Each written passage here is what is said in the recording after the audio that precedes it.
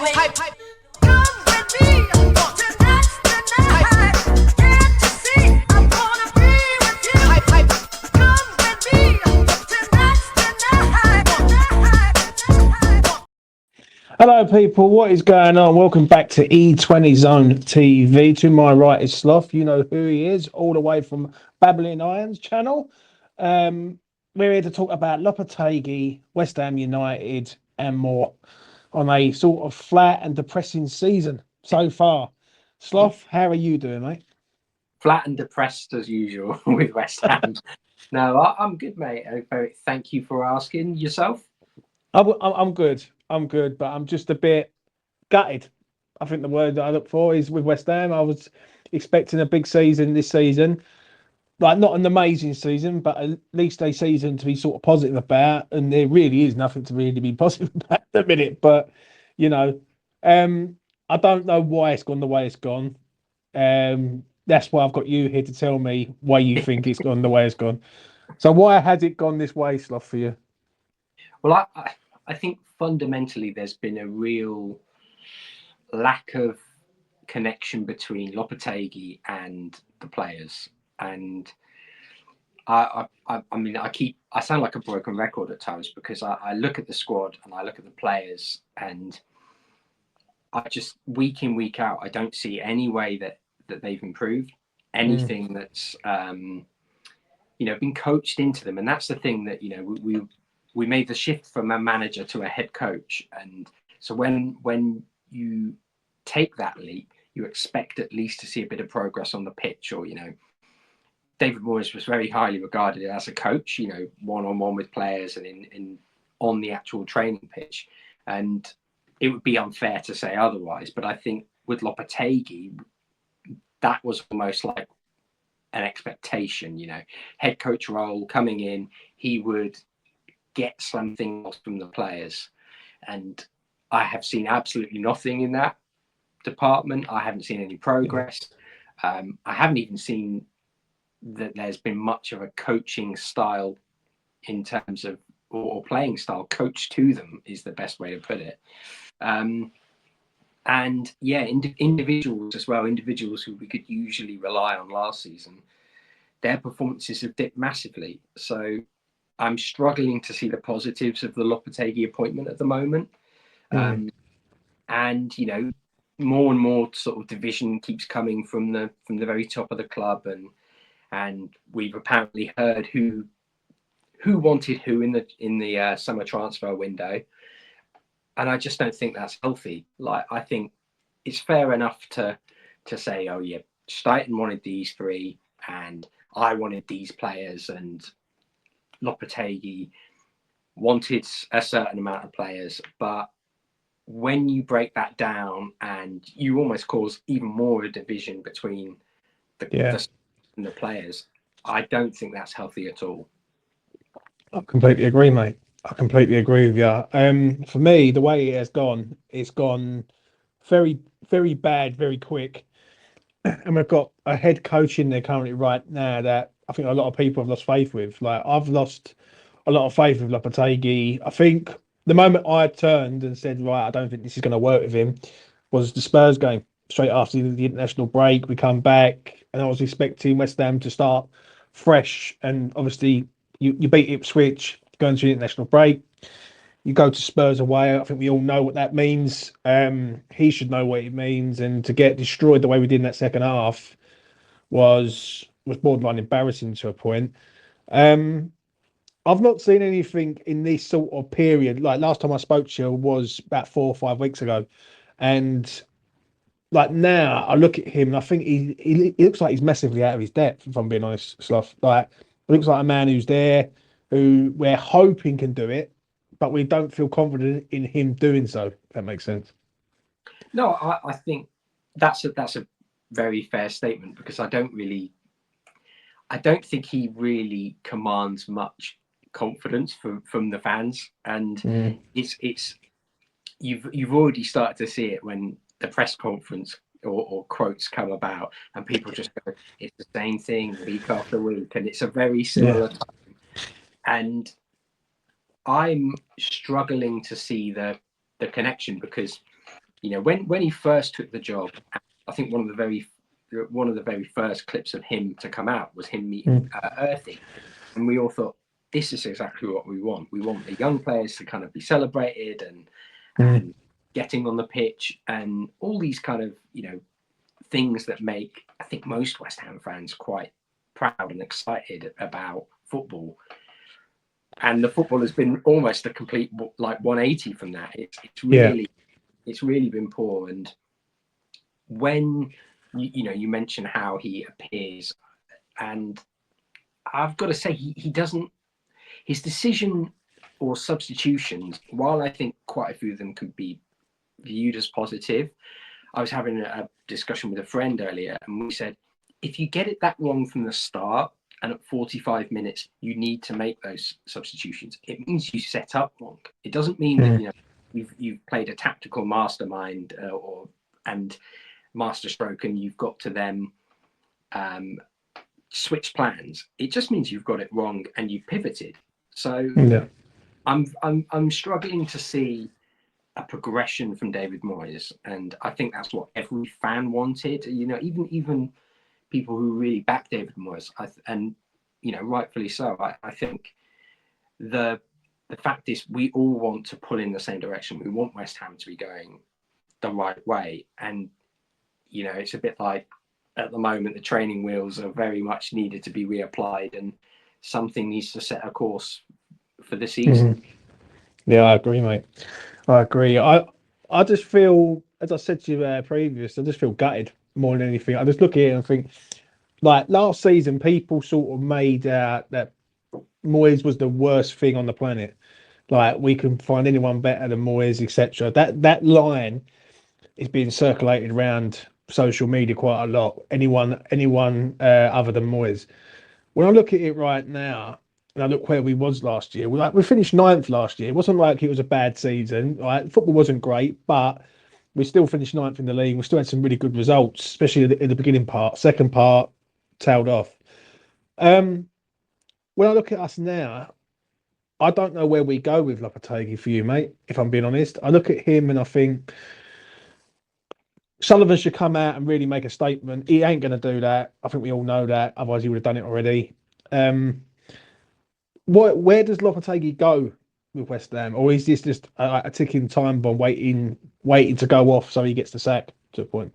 I think that there's kind of two ways of looking at it. If we get really embarrassed against Newcastle and Arsenal, which I kind of wouldn't be surprised if we do, I think he may well pull the trigger. Look, for all my criticism of Sullivan and how much I think he's mismanaged the club, I don't think he's even going to risk us being in a relegation battle. And the other thing that you're hearing people say is, you know, he's got till January.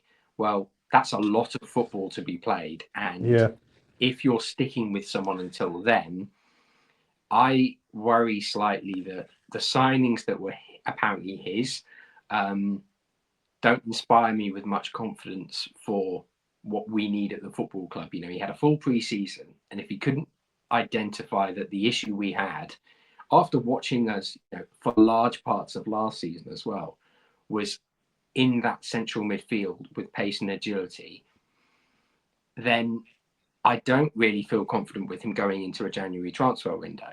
To be honest, I don't think he would hit the recruitment on the head. And when you look at the players that were available out there, there's a lot of talent, but there's also going to be major competition from the other English sides and lots of European sides as well. But Fulham are doing really well at the moment. They're going to want to be chasing European football. And you look at the other teams around that level as well, they're all going to be looking for players who can come in and make an instant impact and lift them up. Teams at the bottom are going to be doing the same thing because it's so tight down there. And, you know, it's probably, I realize it's very early to say that kind of thing, but if you're going to go on this sort of idea of, well, we'll give him till January and we'll see what he does, then you actually have to take those hypotheticals into account. And I worry if we don't do something if we don't see a rapid turnaround, then something has to change, and it's inevitably got to be Lopetegui. I actually agree. I think the next three games are massively important.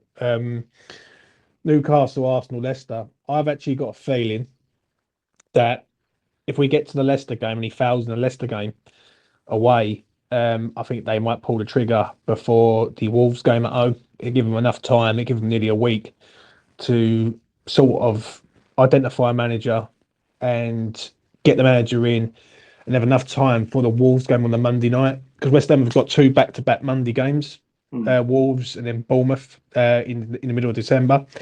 So they're going to have time. That's one thing West Ham do have on their side is time, especially if they want to go and get a manager in that sort of window. It ain't like West Ham have got like a game on the Tuesday or the Thursday or anything like that. For me, I do look at the upstairs. I do look at the owner, and the owner needs to take accountability on this. Obviously, he's sitting on his hands at the minute, Sloth, and I, for me, it's a three-way blame here. Like people are sort of going away from the Steiden thing, but I do think Steiden that the opportunities that we had to get top quality players in, and we let them go, and we went out and changed profile and tack from other players is poor, really, considering he has been here what 18 months now. Like he arrived up just after Prague, and you know he was the one who this was his big window. That summer window was his window to say, right, I'm going to make a claim here now, and sign some gems. And when you look at his signings, the only one really that you can probably say is a top end Steiden signing and could be a top end signing is Guilherme, and we don't know how good he's going to be. Tadibo is a loan. He's done well to get him in. Don't get me wrong, but Tadibo is like I don't know where I am with Tadibo at the minute. I thought he was very good. I thought when we signed him, I was really excited that we're getting him in. I don't know whether he fits us though. That's the only thing. Because one thing we need at the back is someone who's no nonsense, and we've got two ball playing centre halves who are good on the ground, but when the balls are coming in, I don't think they're as aggressive as we need them to be. If that makes sense. Yeah, I think one of the things I've kind of talked about in the past, and it is a bit of a gamble, but personally, I would look to maybe put Souček at centre back, and just have him in the middle, as you say, no nonsense, and just trying to literally win everything in the air and knock it down for Tadibo. I think the fact that we got him on a loan to buy to offset the FFP, I think from a purely business point of view, it's a great deal. He's obviously needed to get that fitness, and he's not fully fit yet. So I haven't been bowled over by some of the performances, and particularly the decision making at times. However, I do think there is a hell of a player there, and I think he will come good in the coming month or so. So I'm not gonna judge too harshly on that, but I think he definitely has to be scrutinised. But for me, I think that the recruitment as a whole really needs to either pull in the same direction and go in the same place, which we all know with Sullivan is almost never going to happen, because he wants to get involved unless he just goes, look, I'm going to take a massive step back, or I'm going to sell up, and he isn't involved in that process somehow. It's not really going to change with him, because all this stuff coming out about him apparently leading the Somerville signing. Well, I'm sorry, like, you can pat yourself on the back because he's a great player, but he was the standout in the Championship, probably the most one of the easiest leagues to watch in England, and it's not like he was a gem that you got from nowhere. You still paid 25 million for him, and he was tearing it up. There were lots of teams after him, so I think there's a pinch of salt to be taken with these things. And the worry for me is when I look at some of the names that Lopetegui wanted, and particularly Soler and Guido Rodriguez. I think he's looked at that and gone, I've brought in some midfielders, but not brought in the right type of midfielders for the football club. And look, I think Guido would add excellent depth. He's a free signing at the end of the day, so it's not like he massively hit the budget. Mm. With Soler, I'm struggling to figure out why we signed him over, say, like Zakaria, who we know we were looking at earlier in the window, and that was apparently a Steiten-led signing. Like, that was apparently him trying to chase him. So I just kind of, I'm not gonna put all my eggs in one basket until I have all the facts. Yeah. Really. I think it's a very strange way of running a transfer committee.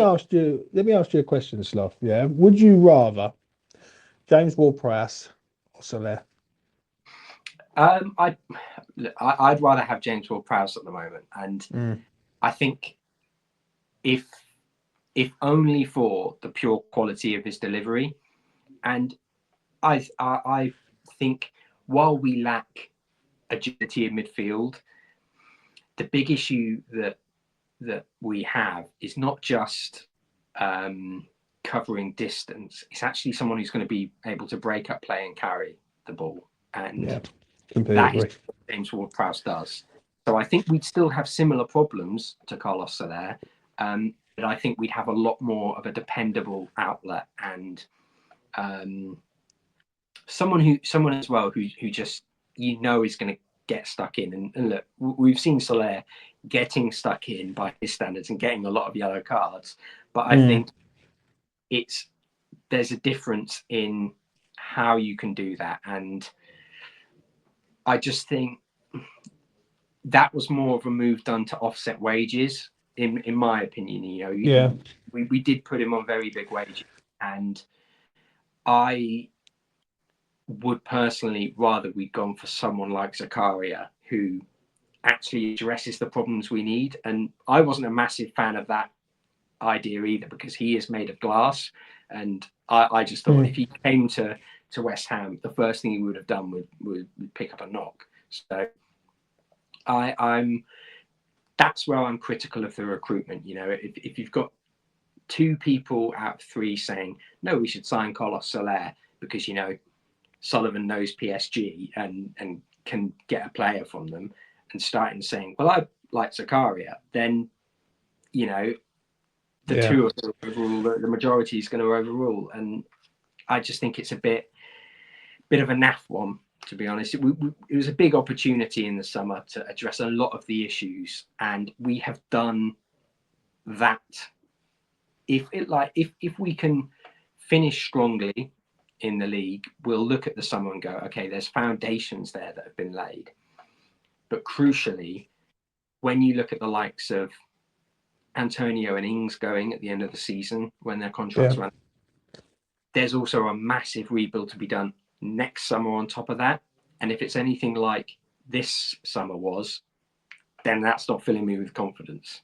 Yeah, I completely agree, mate. And that's why I'm a little bit nervous about this year as a whole. I feel like I don't feel confident this year. I'm going to ask you something about the old guard, all the players that have been here before. Obviously, Lopetegui arrived, Bowen, Paqueta, Kudus, Alvarez, all these players.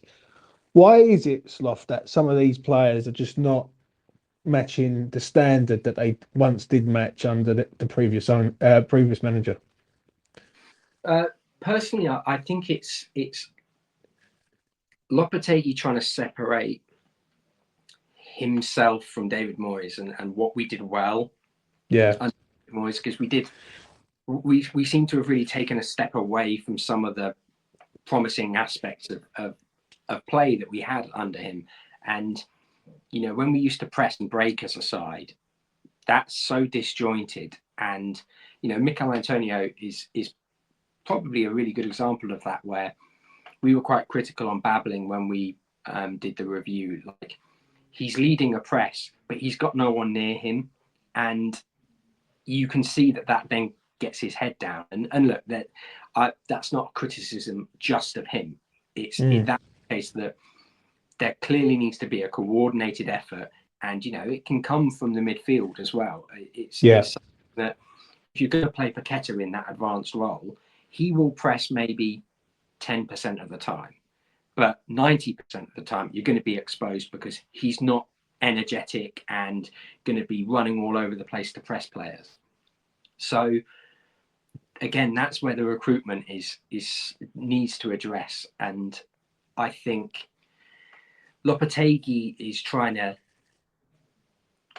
fix things that weren't broken, and he's made them worse. And in trying to implement a style of play, he's essentially just nullified the possession that we have when we move it a lot around the back, around the defence. We pass along that back line and we have possession for possession's sake. And the counter attack that Somerville made that excellent run and block for is entirely off our own back. It's from our own corner. Bowen passes it back to Aaron Wan-Bissaka. It's a crap pass. And we cause all those problems for ourselves. And that's what's so frustrating. It's possession for possession's sake rather than actually we're on the attack and, Bowen's got the ball. He might try and beat a man and deliver it into the box. There's so many times when we've been pushing towards their half and suddenly we're, passing it back to Fabianski or Areola and we're sat back on the halfway line. It's very frustrating because it doesn't feel like we've got a plan. And if there's anyone who should have had a plan, it's the man who's been here for the whole pre-season and given this team some sort of direction. I absolutely agree, mate. For me, I think we've got a lot of counter-attacking players, but we haven't got a lot of possession-based players, and that's a major problem. You've got you're twixt in between. You're in between trying to play a possession style of play, and then you've got counter-attacking players. Now, I'm going to be honest. If you had Crescencio, Somerville, Kudus, Bowen in a counter-attacking side where we sort of not low block to a point, but mid block, and then we hit these teams fast on the break, I think we could be quite deadly. Like really good sides. But I look at us currently right now, and I look at a team that basically what you just said is absolutely spot on. We've got no plan. We've got no idea how to attack. We've got no idea how to build up an attack. It just feels like give the ball to Bowen or Somerville and let them do something. And if it ain't them, it's going to be Paqueta. Just as we come towards the end, I'm going to ask you something. Are West Ham in threat of going down for you? Because I'm going to be honest. You'll probably remember this, but 2003 was a season that was hard for a lot of West Ham fans to go down on that points, over 40 points, in a season where we had some really good players in our ranks like Cole, Canute, Di Canio, Defoe, all these players, Glenn Johnson. I don't want to say West Ham are in threat of going down because I do think there's worse teams than us. But are we in a relegation battle for you right now? No, I don't think we are. And I think that, that was the season that I kind of really started to get into football.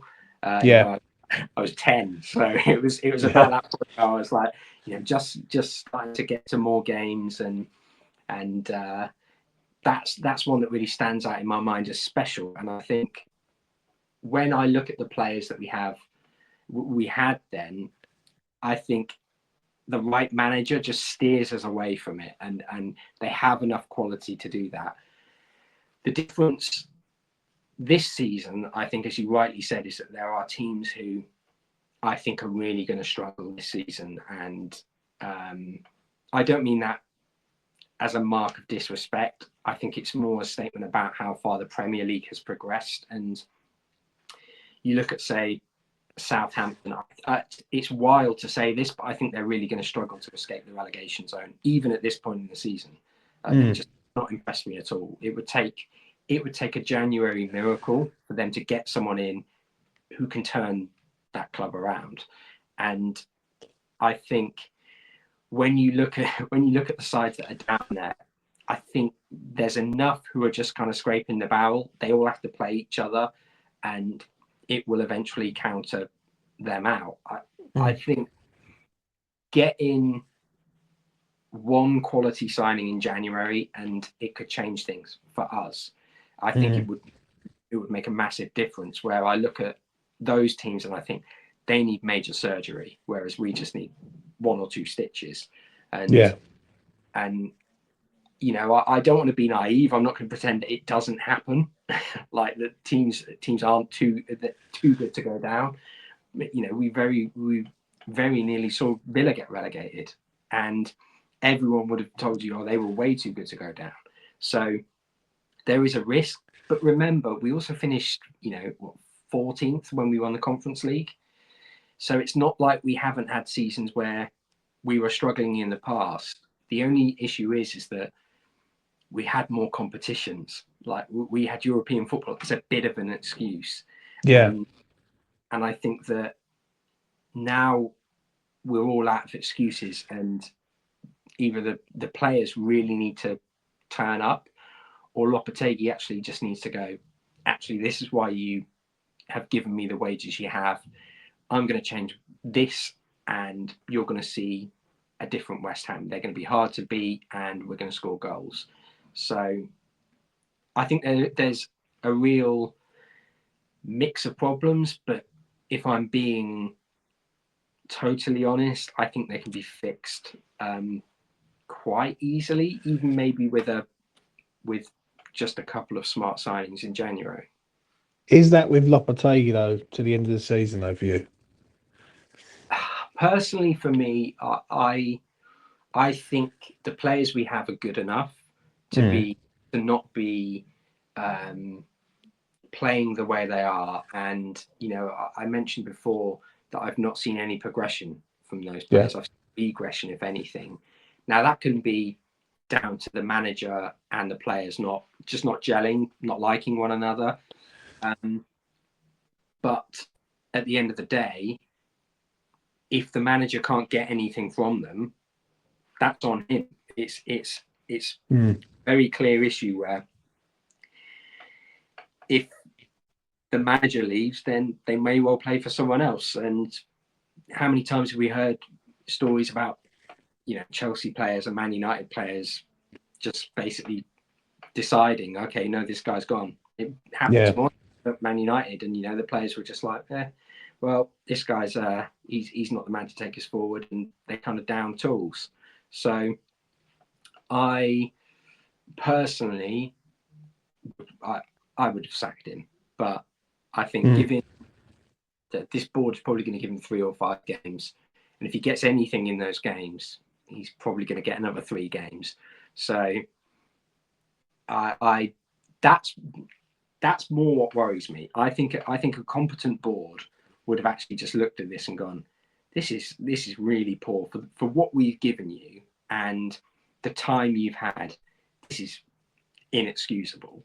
And I just don't think we have that. I just don't think we have a competent board. Mm. I think what it is for me is that the next 3 games are big. Yeah, if like you said previous, if we get hammered in the first 2, the Leicester one becomes massive. If he loses that, then it wouldn't surprise me if he went then, like because obviously the time scale. After the Leicester game, we've got Wolves, Bournemouth, Brighton, Southampton. Right, I expect bare minimum 7 to 9 points there. Like, do you know what I'm saying? Wolves at home, Bournemouth away, Brighton at home, Southampton away.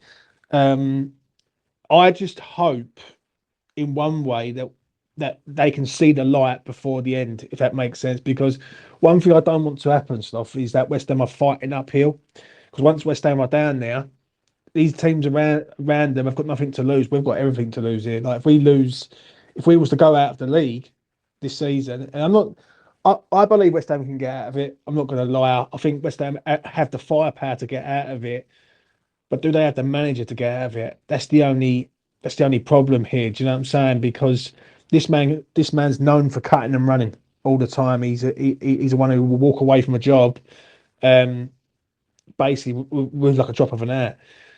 So I'm a little bit nervous. I think you will know more come January the 1st. once January 2025 is here, and we are looking towards going to Man City on the 4th of Jan, you will know really where West Ham are at to a point. I just hope West Ham can liven it up to a point. Now, it could go another way. It could go that on December the 3rd, when we play Leicester, Mohamed Kudus is back, and then we start kicking into gear. We might get maybe 3 wins in a row. You just don't know.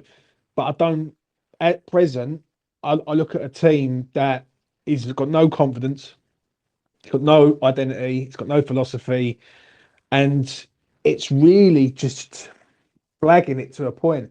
Like some of the results that we've got this year have been borderline shocking to a point, i.e., the Manchester United game when we've easily been 5-0 down, Yeah. and somehow we managed to win the game. Before we wrap this up, Slav, is there anything that you want to discuss from your side? I want to get your take on the fan atmosphere, because one of the things that I can also see happening is just the fans getting so frustrated, and particularly I mentioned it in another video, but the concessions, the fans are being treated with utter contempt.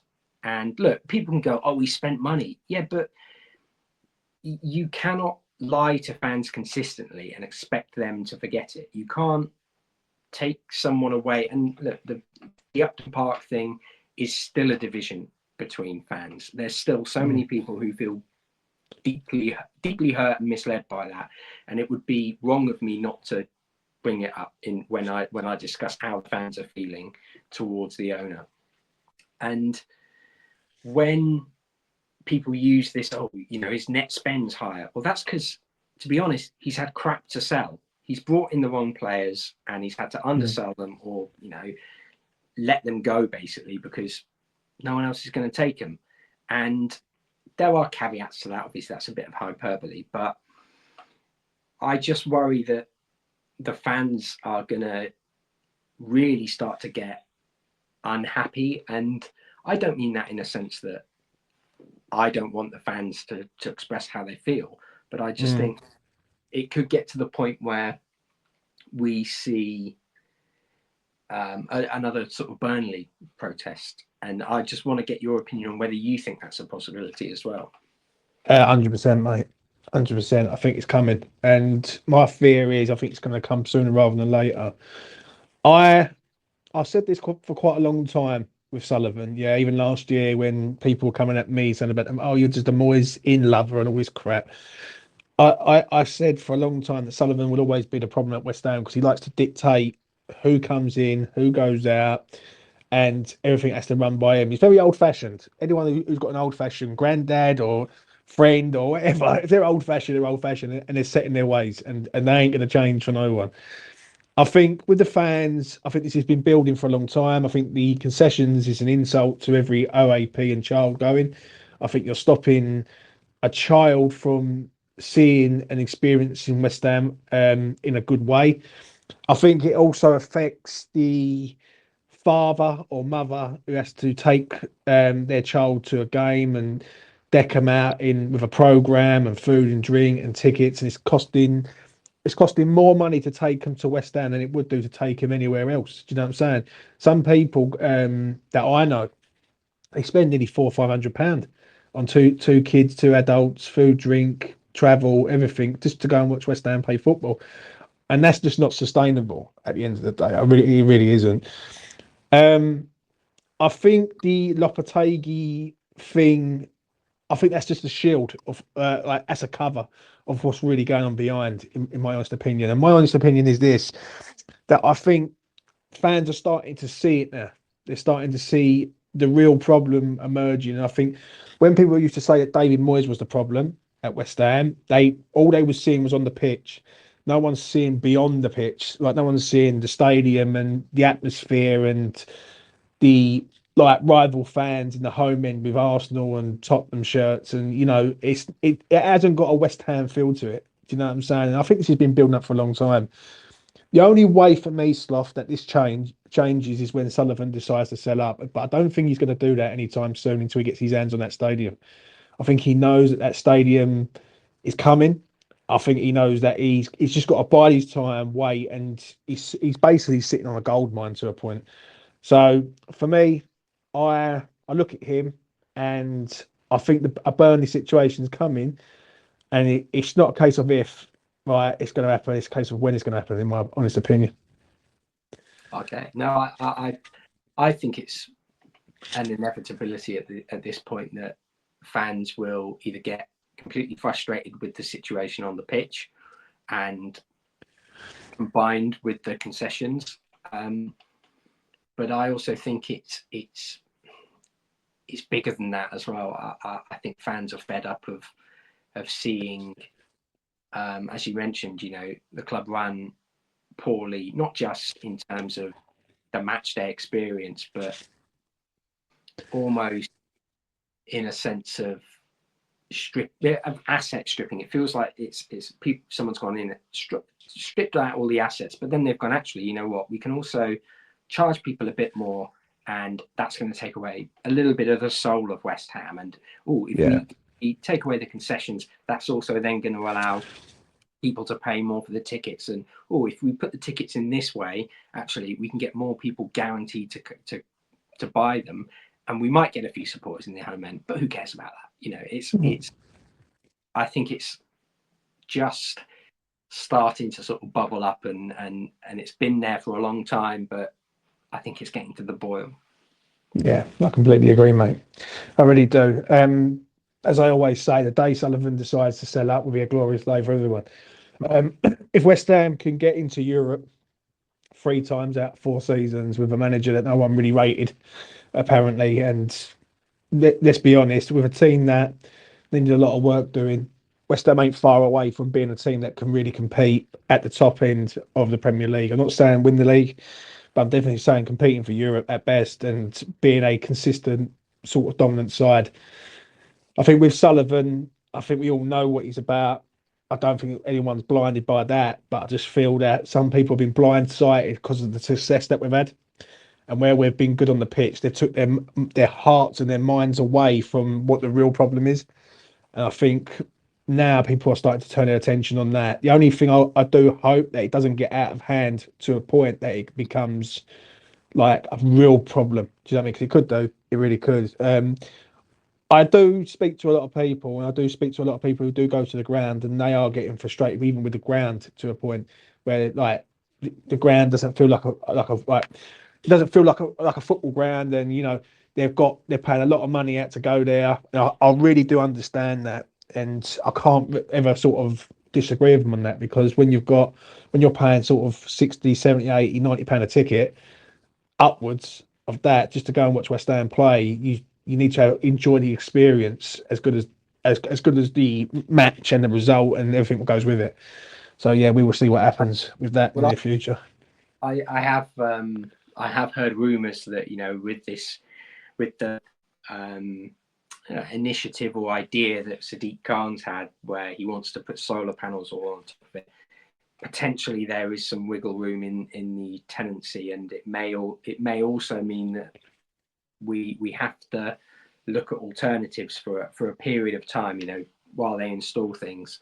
And I do wonder if that means that we could be looking at potentially just negating the deal and looking somewhere else. That's just rumors that I've heard, but I think when you're talking about decision making like that and making an adjustment to a stadium, then it does potentially run into issues with the tenancy and installation as well. Home games and home fixtures in that venue will be impacted if he does go through with this plan to fit solar panels or whatever all above the stadium. So it could be one to watch on that front. Let's hope so, mate. Sloth, thank you very much for coming on, mate. I really do appreciate it. Go over and subscribe to Bubbling Iron channel. Sloth, Frankie and the boys all over there doing their thing. Obviously, West Ham fans at the minute are very, very flat, and obviously different people have different opinions. So go over and follow them, subscribe to the channel, hit the notification bell, like all their videos, etc. If you're new around here and you like my stuff, especially like on my video, subscribe to E20 Zone TV and hit notification bell here. We will be back very, very soon. We will see what happens in the future.